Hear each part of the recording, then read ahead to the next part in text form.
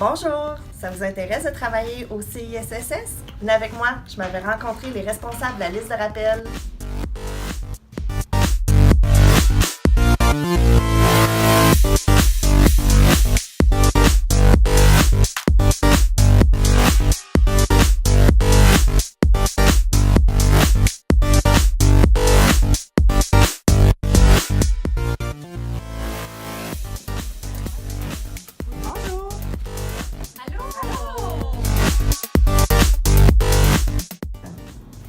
Une liste de rappel, ça s'adresse aux non-détenteurs de poste, aux détenteurs de poste à temps partiel. Ça permet de mettre une disponibilité pour être appelé pour des remplacements court terme ou long terme.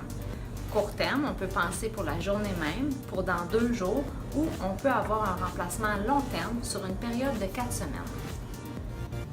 Pour les professionnels et les techniciens en santé et services sociaux, la disponibilité minimale peut varier d'un secteur à l'autre. Dans certains secteurs, elle doit inclure minimalement une fin de semaine sur 2, un lundi ou un vendredi et doit être minimalement de 4 jours par période de 15 jours.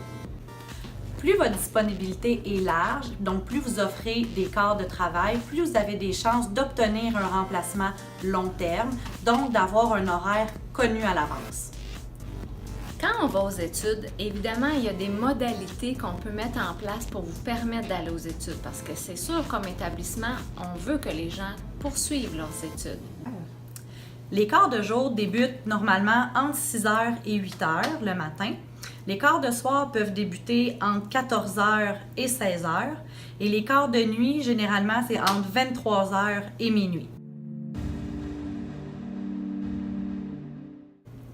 C'est certain que si on offre une disponibilité de jour, il faut s'attendre à pouvoir être disponible pour les quarts débutants entre 6h et 8h. Par contre, on est toujours là pour accommoder au maximum les employés. On tente de trouver des façons de concilier les horaires, tout en gardant en tête qu'on doit répondre à la clientèle et offrir les services. En fait, les disponibilités sont quand même dans des secteurs. Toutefois, si c'était votre volonté de vous promener pour voir autre chose, c'est possible. Et après le travail, on fait quoi?